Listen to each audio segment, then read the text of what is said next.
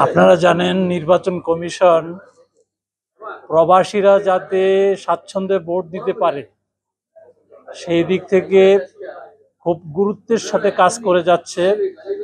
তারই অংশ হিসাবে আমরা মালয়েশিয়াতে অধিকাংশ ভোটারদের বা অধিকাংশ প্রবাসীদের যাতে আমরা এনআইডি কার্ড সরবরাহ করতে পারি, তাদের সহযোগিতা এবং তাদেরকে বিষয়টিকে উদ্বুদ্ধ করার জন্য মূলত আজকে আমরা আপনাদেরকে ডেকেছিলাম।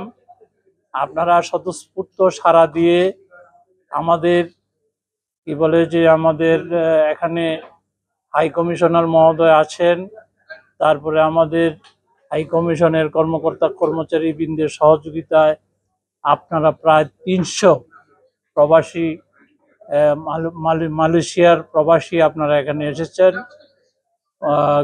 ধৈর্য ধরে আমাদের কথা শুনেছেন। বিশেষত আপনারা কিভাবে ভোট দিবেন সেই বিষয়গুলো নিয়ে আমরা আলোচনা করেছি। আলোচনার প্রেক্ষিতে আপনাদের অনেক কিছু কৌতূহল ছিল, সেগুলো আমরা স্পষ্টীকরণের চেষ্টা করেছি। আমরা আশা রাখি নির্বাচন কমিশন যে উদ্যোগ নিয়েছে সেই উদ্যোগের সাথে আপনারা সহযোগিতা করবেন।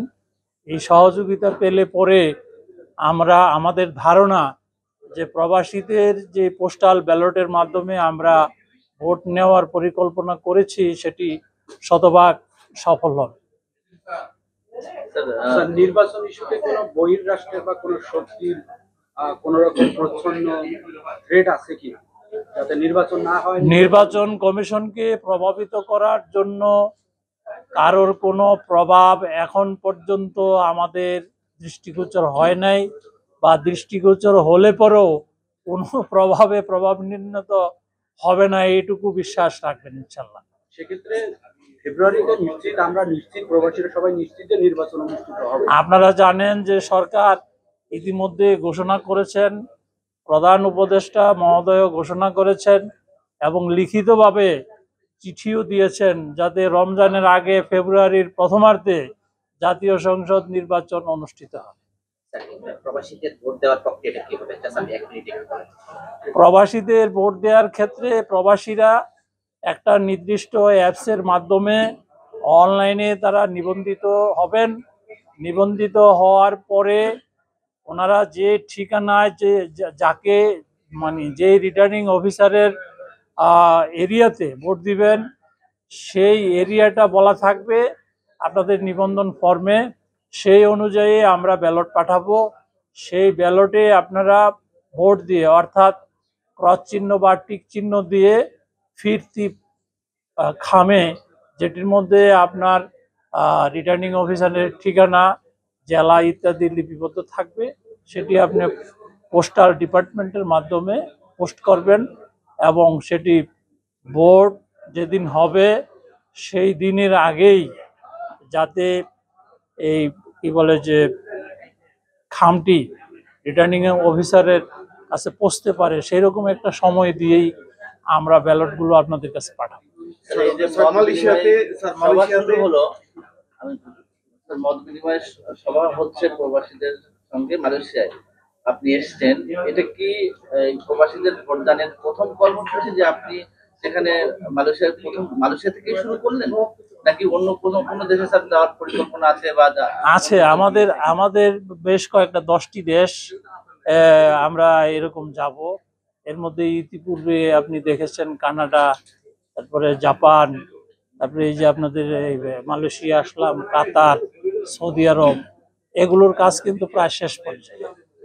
তো মালয়েশিয়াতে ভোটার নিবন্ধন শুরু হয়েছে, কিন্তু সংশোধন যে এনআইডি যে সংশোধনটা এটা চালু হয় নাই, এবং এটা চালু না হওয়াটা ভোটার মালয়েশিয়ার যারা প্রবাসী আছে তাদের প্রতি একটা বৈষম্য করা হয়, এবং কত দ্রুত এটা চালু করা হবে? আপনার ওই যে এনআইডি সংশোধনের কাজ তো এটা রুটিন ওয়ার্ক। আপনি যে কোনো সময় অনলাইনে সংশোধনী ফর্ম ফিল আপ করবেন। আপনার সংশোধন যদি যথাযথ কাগজ সাবমিট করে যদি করেন, তাহলে আপনি কিছুদিনের ভিতরেই আপনার মোবাইল মেসেজ আসবে যে আপনার এটি সংশোধিত হয়েছে। দেন আপনি প্রিন্টেড কপি পাবেন। কিন্তু মালয়েশিয়াতে এটা চালু হয়নি, সংশোধন চালু হয়নি। আচ্ছা, না হওয়ার কারণ যদি থেকে থাকে কিছু আমি চেক করে দেব। এটা চালু হবে কিনা। মালয়েশিয়াতে 1.5 মিলিয়নের মতো বাংলাদেশি কম বেশি এখানে আছে। আপনাদের সেই সক্ষমতা আছে কিনা যে সবাইকে আসলে ভোটাধিকারের আওতায় নিয়ে আসার মতো সেই সক্ষমতা? আমাদের সেই সক্ষমতা নিয়েই আমরা এগোচ্ছি। আমার প্রশ্ন প্রথমত আপনার কাছে, আপনি বলছেন 1 কোটি ভোটার, প্রবাসী ভোটারের ভোট কাস্ট করার লক্ষ্য আপনাদের। এই লক্ষ্যটা মানে এই যুগে এসে ইবুন না করে পোস্টার বোর্ডের মাধ্যমে এটা কতটুকু লক্ষ্য পূরণ হওয়ার সম্ভাবনা আছে? আর দ্বিতীয় প্রশ্নটা আপনার কাছে আবার মাননীয় এখানে আমরা মালয়েশিয়াতে থাকি, যারা আপনারা জানেন আমরা বিভিন্ন বিষয় নিয়ে আসি, বিষয় ক্যাটাগরি আমরা যাই হোক সবার কিন্তু বেশিরভাগ হচ্ছে ওয়ার্কার। এখানে আমরা মালয়েশিয়াতে যদি এই বুড়ের ব্যবস্থা হয় অথবা এই বুড়ের ব্যবস্থা হয়, সবাই কিন্তু বুড়ে প্রচারণা করবে। এই বুড়ে প্রচারণার কারণে কোনো সামগ্রিকভাবে প্রবাসীদের ক্ষতি হবে কিনা, এই প্রশ্নটা আমি মেলানোর চেষ্টা করব। আপনারা যে দেশে প্রবাসী হিসাবে আছেন, সেই দেশের প্রচলিত আইনের ব্যত্যয় ঘটলে অবশ্যই সমস্যা হবে। যাতে যাতে ব্যত্যয় না ঘটে, সেটি বাংলাদেশের ভাবমূর্তি, আমাদের এমবেসির ভাবমূর্তি, আপনাদের প্রবাসীদের ভাবমূর্তি, তারপরে আপনারা এখানে কাজ করেন, আপনাদের কর্মস্থলের ভাবমূর্তি, সব কিছু মাথায় রেখে আমাদের ধৈর্যের সাথে সবকিছু করতে হবে। এই যে বিশাল কর্মযজ্ঞ, এটা করতে গিয়ে প্রবাসীরা অনেক সমস্যা পড়তে পারে। কোনো হেল্পের প্রয়োজন, একজন এক্সাম্পল যে তার একটা পোস্টার করা হলো কিন্তু সেটা পায়নি, তো সেক্ষেত্রে কোনো কাস্টমার কেয়ার সার্ভিসের কোনো ব্যবস্থা থাকবে কিনা মালয়েশিয়ায় বেস্ট? আমরা যেহেতু ভোট একটা গোপনীয় বিষয়, এটার প্রাইভেসি রক্ষা করা ভোটারেরও দায়িত্ব যেমন, এবং ভোটারের নিরাপত্তার প্রয়োজনও সেটি দরকার।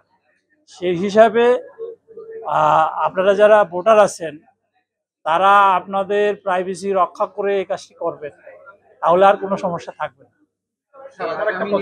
একটা প্রশ্ন সাধারণ প্রবাসীদের নিয়ে। প্রশ্ন হচ্ছে এমনই, আমাদের পাসপোর্ট এবং এনআইডি কার্ডের যে সমস্যার কারণে নতুন যখন এই পাসপোর্টটা করতে যাচ্ছে সেই সমস্যাটা পাচ্ছে, যার কারণে অনেকে কিন্তু অবৈধ হয়ে যাচ্ছে। তো সেই ক্ষেত্রে কেমন সাহেব যেটা আপনাকে বললো যে প্রশ্নগুলো রাখছে বা যে আপনারটা রাখছে, সেই ক্ষেত্রে কতটুকু আপনারা এই প্রবাসীদের জন্য এই পরিবর্তনের, যে এনআইডি এবং পাসপোর্টের ক্ষেত্রে যে পরিবর্তনের বিষয়টা আপনারা বক্তব্য শুনেছেন, মালয়েশিয়া প্রবাসী হোক বা যেখানেই হোক, ই পাসপোর্টের জন্য বেসিক ডকুমেন্ট হচ্ছে এনআইডি, জাতীয় পরিচয়পত্র। এই জাতীয় পরিচয়পত্রটা যদি আপনি ঠিক করেন, সেই অনুযায়ী পাসপোর্ট হবে।